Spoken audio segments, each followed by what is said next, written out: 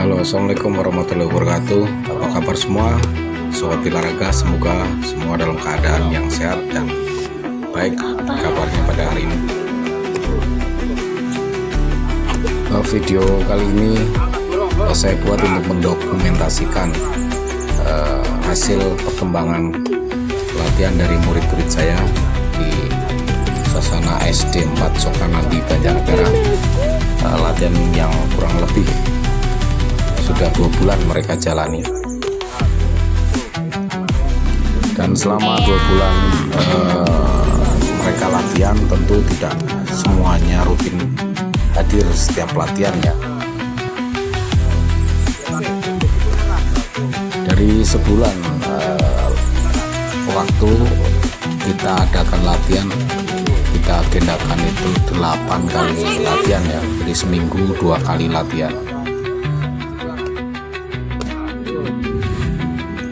Seperti ini Arsya ini sebulan itu hanya sekitar 3 kali atau 4 kali latihan. Ini Aza sekitar 5-6 kali ikut latihan dalam sebulan, dan ini Zaidan dia full latihan dalam sebulan 8 kali ikut latihan, dan ini Zen itu sekitar 6 atau 7 kali dalam sebulan ikut latihan.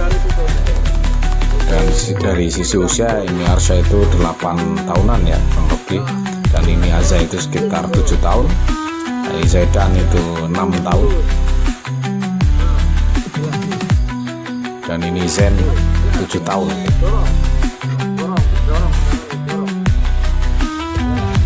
Progres latihan mereka ini akan sangat dipengaruhi oleh beberapa faktor.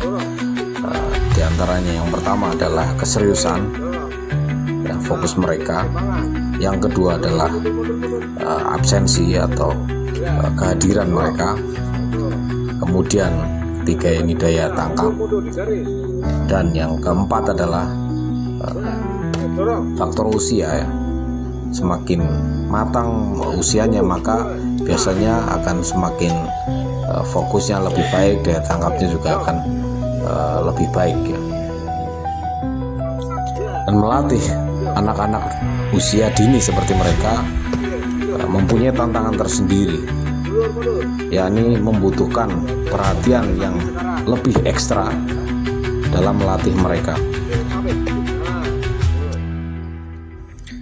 Kita tidak cukup hanya dengan melatih mereka, memberikan contoh teknik-teknik materi yang kita ajarkan, tapi kita juga harus ekstra dalam mengkoordinir dan menertibkan mereka, dan tidak ada hentinya kita ya dalam memberikan contoh-contoh di setiap saat. Dan yang lebih berat lagi adalah ketika kita harus dihadapkan dengan mood mereka, karena di saat usia dini seperti mereka ini, mood mereka ini sangatlah labil. Dan terlebih ketika kita dalam fase-fase awal membentuk fondasi gerak yang benar, yang sesuai yang kita inginkan, tentu ini akan membutuhkan energi yang ekstra. Dan tapi inilah tentu tantangan-tantangan yang harus kita hadapi dalam melatih dan membina mereka.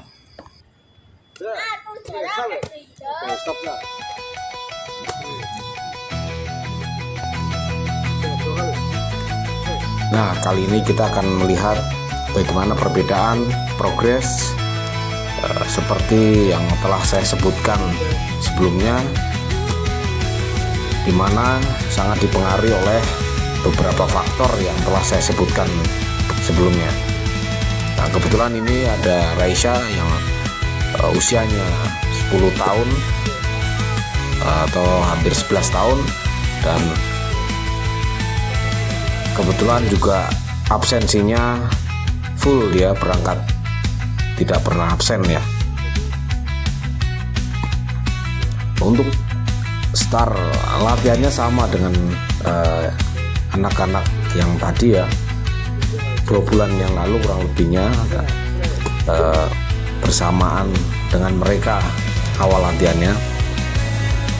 Memang sebelumnya pernah dilatih beberapa kali, tapi itu pun sudah berlalu kurang lebih mungkin sekitar 5 tahun yang lalu atau 4 tahun yang lalu, hanya beberapa kali, dan itu tentu sudah terkikis sangat banyak ya dari materi yang pernah dilatih. Dan artinya 2 bulan yang lalu ketika bersama-sama dengan teman-temannya tadi, ini sama-sama juga tidak berbeda jauh dari nol juga ya. Kalau mau kita tahu, kita bisa punya video yang telah kita upload di video-video sebelumnya. Demikianlah video yang bisa saya buat, yang saya tunjukkan untuk menunjukkan bagaimana progres latihan setelah 2 bulan dijalani, materi-materi yang kita telah berikan, dan hasil progresnya ya sangat dipengaruhi oleh beberapa faktor yang sudah saya sebutkan sebelumnya. Dengan kemampuan seperti ini, mereka bisa menjaga diri mereka sendiri, terutama dari kasus yang banyakkan orang tua cemaskan, yaitu kasus pembulian yang marak saat-saat ini terjadi. Karena dengan kemampuan yang seperti ini, mereka bisa menjatuhkan lawan dengan mudah, baik itu dengan sesama perempuan atau bahkan lawannya laki-laki sekalipun. Baik, terima kasih. Jangan lupa subscribe, like, komen, dan share sebagai wujud dukungan terhadap channel ini. Terima kasih. Assalamualaikum warahmatullahi wabarakatuh.